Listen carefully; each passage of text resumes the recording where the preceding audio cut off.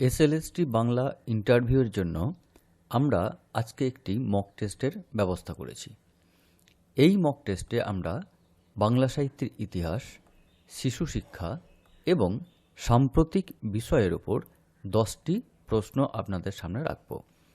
আপনারা সেই প্রশ্নগুলি দেখে উত্তর দিয়ে নিজের স্কোর কত হচ্ছে তা অবশ্যই কমেন্টে লিখবেন। সেই সঙ্গে এই রকম ভিডিওর প্রয়োজন আছে কি না তাও কমেন্টে জানাবেন। তাহলে চলুন আমরা আমাদের প্রথম প্রশ্নটি দেখে নিই। প্রথম প্রশ্ন, কোন দিনটিতে কন্যাশ্রী দিবস পালিত হয়? আপনাদের ইন্টারভিউর জন্য বিদ্যালয়ে যে প্রচলিত প্রকল্পগুলি রয়েছে সেগুলি সম্পর্কে আপনাদের জানতে হবে। সেরকম একটি টপিক থেকে আমরা এই প্রশ্নটি রেখেছি। এখানে উত্তর কি হবে দেখে নেওয়া যাক। উত্তর হবে সি, 14ই আগস্ট। পরের প্রশ্ন, রবীন্দ্রনাথের গোরা উপন্যাসটি কোন পত্রিকায় প্রকাশিত হয়? যাদের রবীন্দ্র সাহিত্য রয়েছে বা অন্য সকলের জন্য রবীন্দ্রনাথ থেকে প্রশ্ন হতেই পারে। এখানে আমরা গোরা উপন্যাসের বিষয়ে বলবো যে উপন্যাসটি কেন গুরুত্বপূর্ণ, বিশেষত মহাকাব্যিক উপন্যাস হিসেবে তার গুরুত্ব কি রয়েছে, তার চরিত্র কি, কাহিনী, সংক্ষেপ ইত্যাদি আপনারা জেনে রাখবেন। তো এই উপন্যাসটি কোন পত্রিকায় প্রকাশিত হয়েছিল? উত্তর এ, প্রবাসী পত্রিকায়। পরের প্রশ্ন, কোন সময় থেকে চণ্ডীদাস সমস্যার সূচনা হয়?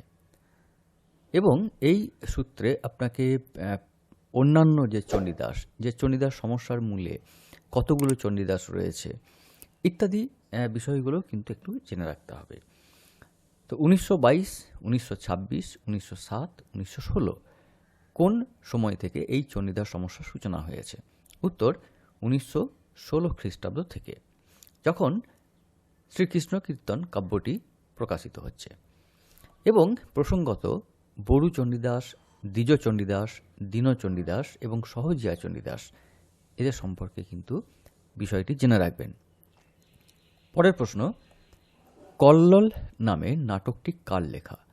প্রেমেন্দ্র মিত্র, উৎপল দত্ত, দীনেন্দ্র রায়, অচিন্ত্য কুমার সেনগুপ্ত। কল্লোল গোষ্ঠী সম্পর্কে আপনারা জানেন। কারা কারা সেই কল্লোল গোষ্ঠীর অন্তর্ভুক্ত ছিলেন, তাদের কয়েকটি রচনার নাম এবং কল্লোল নামে যে নাটকটি লেখা হয়েছিল সেটি কে লিখেছিলেন? উত্তর উৎপল দত্ত। এছাড়াও উৎপল দত্তের আরও কয়েকটি নাটক আপনারা জেনে রাখবেন, যেমন এখানে দেখানো হয়েছে ফেরারি ফৌজ, জনতার আফিম, টিনের তলোয়ার, ব্যারিকেড, মাইকেল মধুসূদন ইত্যাদি। পরের প্রশ্ন, বিষ্ণুপ্রিয়ার 12 মাসার বর্ণনা করা হয়েছে কোন মাস থেকে? এটা আমরা মঙ্গল কাব্যে পাই এবং মঙ্গল কাব্যের একটা বিশেষ বৈশিষ্ট্যের মধ্যে পড়ে। তো সেখানে ফুল্লরার 12 মাসা যেমন বর্ণিত হয়েছে, সেরকম চৈতন্য জীবনী সাহিত্যে বিষ্ণুপ্রিয়ার 12 মাসা বা সীতার 12 মাসা এগুলো সম্পর্কে একটু আনুষঙ্গিক তথ্য জেনে রাখতে পারলে ভালো হয়। বিষ্ণুপ্রিয়ার 12 মাসা শুরু হচ্ছে কোন মাস থেকে? উত্তর ফাল্গুন মাস। আমরা প্রাসঙ্গিক একটি তথ্য দেখে নেব। ফাগুনের পূর্ণমাসী তোমার জন্মদিনে, এইভাবে শুরু হয়েছে তার 12 মাসার বর্ণনা। পরের প্রশ্ন, মেঘনাদবধ কাব্য রচনা শুরু করে কবি প্রথম কাকে চিঠি লিখে তা জানিয়েছিলেন? রাজা দিগম্বর মিত্রকে, গৌরদাস বসাককে, রাজনারায়ণ বসুকে, নগেন্দ্রনাথ সোমকে। কোনটি হবে আমাদের সঠিক উত্তর? দেখিনি। উত্তর হচ্ছে সি, রাজনারায়ণ বসুকে। পরের প্রশ্ন, নীরবিন্দু কার লেখা আত্মজীবনী? নীরদচন্দ্র চৌধুরী, নীরেন্দ্রনাথ চক্রবর্তী, নিহার রঞ্জন রায়, জয় গোস্বামী। উত্তর নীরেন্দ্রনাথ চক্রবর্তী। আপনারা হয়তো কেউ কেউ নীরেন্দ্রনাথের কোনো কবিতা ডেমো হিসেবে দিচ্ছেন, তো সেখানে কবির তথ্য হিসেবে তার প্রাসঙ্গিক প্রশ্ন হিসেবে চলে আসতে পারে যে কবির লেখা আত্মজীবনীর নাম কি। চলে যাই পরের প্রশ্নে।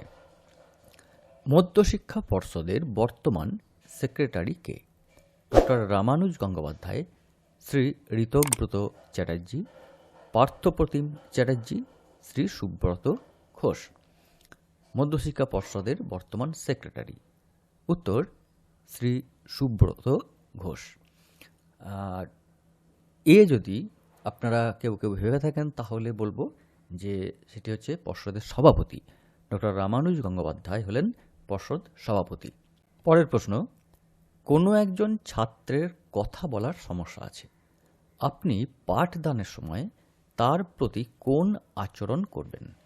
তাকে কোনো প্রশ্ন করবেন না, সময় নিয়ে ধীরে ধীরে উত্তর দিতে বলবেন, উত্তর লিখে দিতে বলবেন, তাকে বিশেষ বিদ্যালয়ে ভর্তির কথা বলবেন।